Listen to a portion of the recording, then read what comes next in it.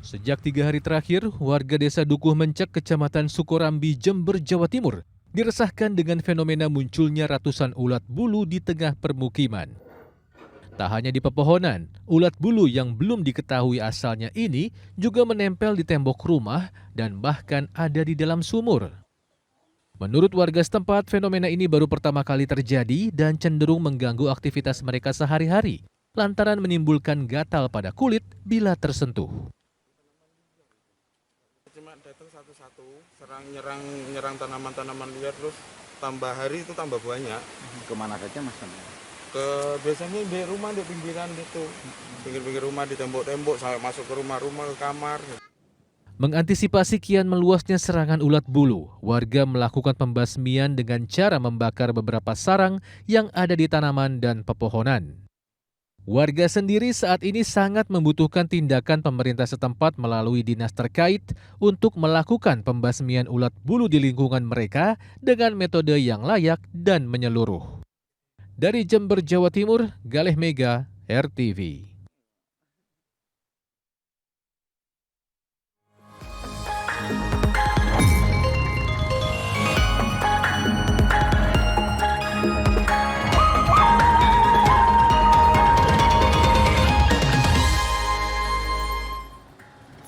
Halo, selamat pagi Oscar. Selamat pagi Retno dan selamat pagi juga sahabat RTV. Apa kabar Anda hari ini? Kami sudah hadir bersama kami di Lensa Indonesia Pagi dan kami sudah menyiapkan sejumlah informasi ya. Tadi sudah dibuka dengan informasi serangan ulat bulu di wilayah Jember, Jawa Timur. Jadi viral ya, kita belum memastikan nih ini karena apa ya penyebabnya, atau mungkin ada nggak sih hubungannya dengan musim penghujan yang sudah mulai terjadi? Bisa jadi karena transisi dari kemarau ke musim penghujan dan ini tentunya menjadi kewaspadaan juga bagi warga sekitar karena bisa mengakibatkan gatal-gatal gitu ya. Betul sekali, dan selain itu kami juga sudah memiliki sejumlah informasi lainnya pastinya. Langsung saja kita jelang, inilah Lensa Indonesia Pagi selengkapnya. Saya Retno Ayu. Dan saya Oscar Haris.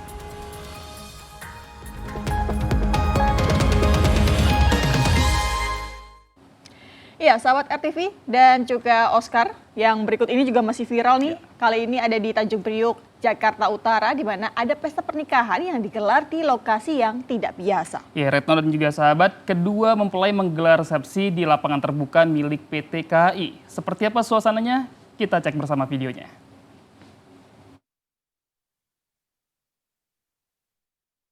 Nikah di gedung mewah bak selebriti? Atau akad nikah di pinggir pantai kayak BCL dan suami? Nah, kalau warga lokal berikut ini sih lebih milih di pinggir rel kereta api. Yap, diapit 2 jalur kereta yang sering dilintasi di kawasan Tanjung Priok, Jakarta Utara, sepasang mempelai memilih mendirikan tenda resepsi di lahan milik PT KAI. Video ini viral di jagat media sosial hingga membuat warganet terheran-heran. Amankah? Banyak tamunya? Ada izinnya?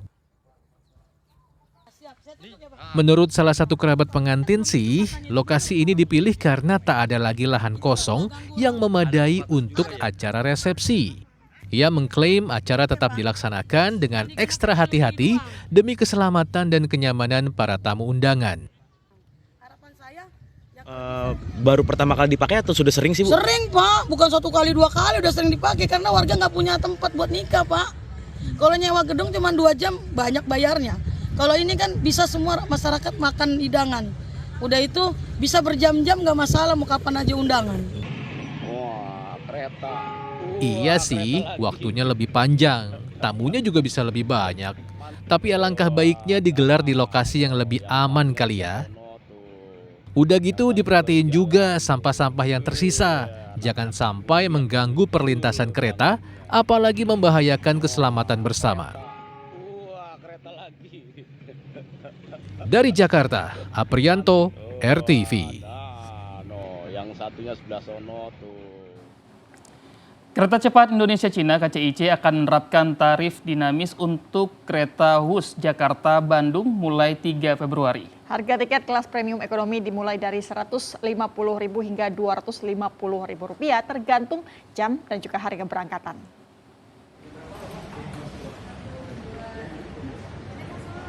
Penerapan tarif dinamis kereta cepat Wush akan diterapkan PT Kereta Cepat Indonesia Cina KCIC mulai perjalanan di tanggal 3 Februari 2024. Skema tarif premium ekonomi berkisar dari Rp150.000 hingga Rp250.000. Penerapan harga ini ditentukan berdasarkan skema dinamis dengan beberapa faktor penentu. Tentunya ada sejumlah faktor yang menentukan dari harga-harga yang diterapkan, diantaranya seperti jam sibuk atau di luar jam sibuk, kemudian juga hari kerja, weekday, ataupun juga pada saat akhir pekan, dan juga tentunya low season dan high season seperti momen liburan.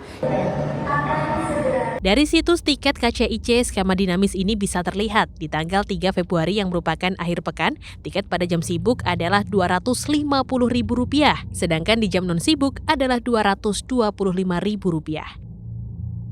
Sedangkan di tanggal 6 Februari yang merupakan hari kerja, tiket di jam sibuk adalah Rp200.000, sedangkan di jam non sibuk hanya Rp150 hingga Rp175.000.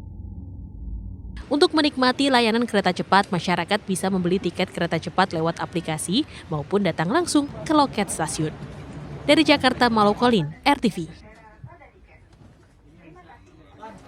Kita ke informasi seputar Pilpres nih, sahabat RTV mengunjungi salah satu mal di Solo. Gibran ditemani sang istri Selvi Ananda menjadi kasir melayani pembeli di pameran produk lokal. Ya, kedatangan cawapres nomor urut 2 ini sebagai bentuk dukungan terhadap produk lokal untuk tetap bisa bersaing.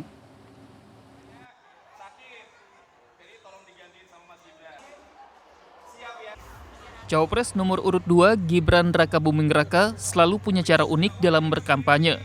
Kali ini ia ditemani sang istri mengunjungi pameran produk lokal di salah satu mal di kota Solo. Tidak hanya melihat-lihat produk, Gibran juga menjadi kasir dan melayani pembeli yang mengantre untuk membayar.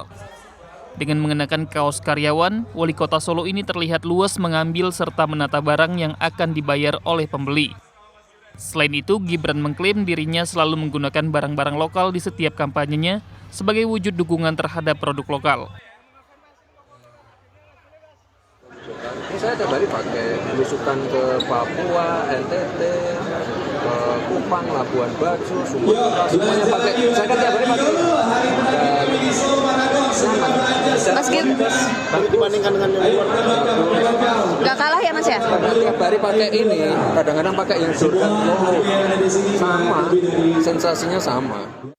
Berdasarkan pemutakhiran data yang dilakukan oleh Dinas Koperasi UKM dan Perindustrian Kota Surakarta, perkembangan UMKM di Kota Solo telah menunjukkan tren yang positif dalam beberapa tahun terakhir. Lebih dari 11.000 unit UMKM yang tercatat beroperasi di wilayah tersebut pada tahun 2022. Peningkatan tersebut sangat pesat dibanding tahun 2021 yang hanya sekitar 3.600 UMKM saja. Jumlah UMKM tersebut diklasifikasikan menjadi 3 kategori yang didominasi usaha mikro, sedangkan untuk usaha kecil dan menengah masih terbilang sedikit. UMKM tersebut tersebar di 5 kecamatan dengan proporsi sebagai berikut. Dengan modal pembuktian perkembangan UMKM di Kota Solo, mampukah Gibran meyakinkan hati para pemilih dalam Pilpres nanti? Dari Kota Solo, Jawa Tengah, Joni Agusti, RTV. Ya, sementara itu calon wakil presiden nomor urut 3 Mahfud MD melakukan kampanye di Kota Pekanbaru Riau. Kedatangan Mahfud ini disambut antusias relawan dan juga simpatisan.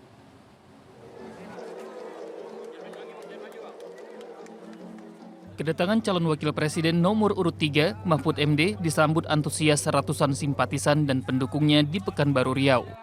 Kali ini Mahfud MD mengunjungi bazar usaha mikro kecil dan menengah atau UMKM di Jalan Arifin, Pekanbaru. Pelaku UMKM berharap calon wakil presiden Mahfud MD menggerakkan ekonomi kerakyatan untuk kesejahteraan masyarakat. Dalam dialog dengan pelaku UMKM, Mahfud MD mengatakan ekonomi kerakyatan akan ditingkatkan dengan sistem ekonomi gotong royong. Ekonomi kerakyatan dengan sistem gotong royong menjadi salah satu program dari pasangan calon nomor urut 3. Insya Allah nanti kalau Tuhan menggerakkan hati rakyat Indonesia untuk memilih kami Ganjar Mahfud, masalah ekonomi gotong royong atau sikap gotong royong menuju ekonomi sejahtera dan inklusif itu akan mendapat perhatian karena kami juga punya program untuk pengembangan dan pembangunan UMKM. Selain mendorong UMKM untuk meningkatkan perekonomian, pergerakan Mahfud ke Pekanbaru tentunya untuk menggalang suara dari para pelaku UMKM.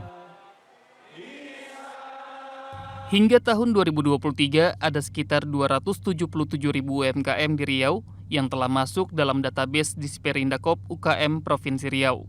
26.000 unit diantaranya ada di Kota Pekanbaru. Sementara berdasarkan jumlah DPT yang disahkan KPU, ada 4,7 juta pemilih di Provinsi Riau, 771.000 diantaranya ada di Pekanbaru. Jika kita melihat daftar 5 besar parpol di Provinsi Riau pada pemilu 2019, PDI Perjuangan berada di urutan kedua dengan perolehan 378.000 suara. Lalu, mampukah partai berlambang banteng itu mengulang kesuksesan dan mengamankan suara untuk Ganjar Mahfud?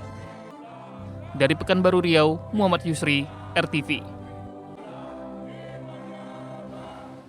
Cawapres nomor urut 1 Muhaimin Iskandar memperkenalkan sosok Thomas Lembong saat berkampanye di Yogyakarta. Ya, sambil berkelakar, Caimin mengatakan ia membawa kokapten timnas Amin ini untuk menghadapi Opung alias Menko Marves Luhut Binsar Panjaitan.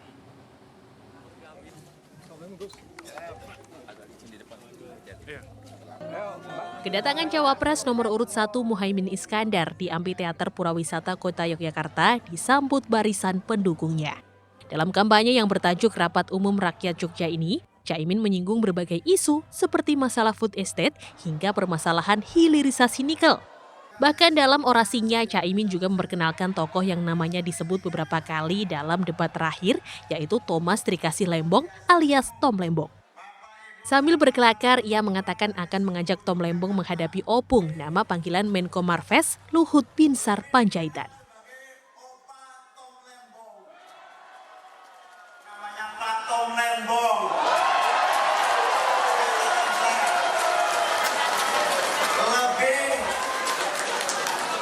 Lebih dikenal sebagai Opa Tom Lembong. Jadi saya sama Pak Tom lagi siap-siap ngadepi Opung.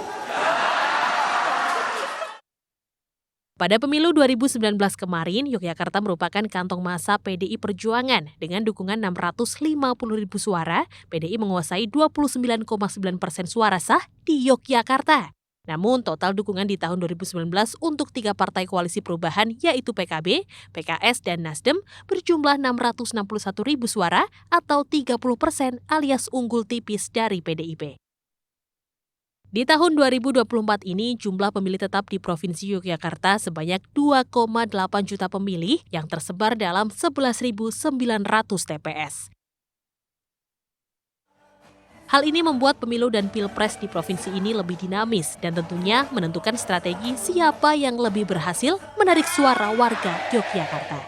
Dari Yogyakarta, Nuzul Nugraheni, RTV.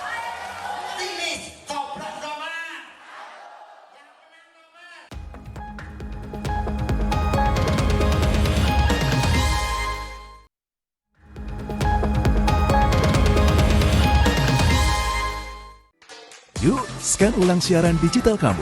Caranya mudah. Hidupkan set-top box dengan remote-nya. Lalu nyalakan televisi kamu. Setelah itu di menu pengaturan, pilih sistem penerimaan siaran. Selanjutnya, masuk ke program tuning otomatis untuk mencari siaran digital. Dan tunggu sampai prosesnya selesai.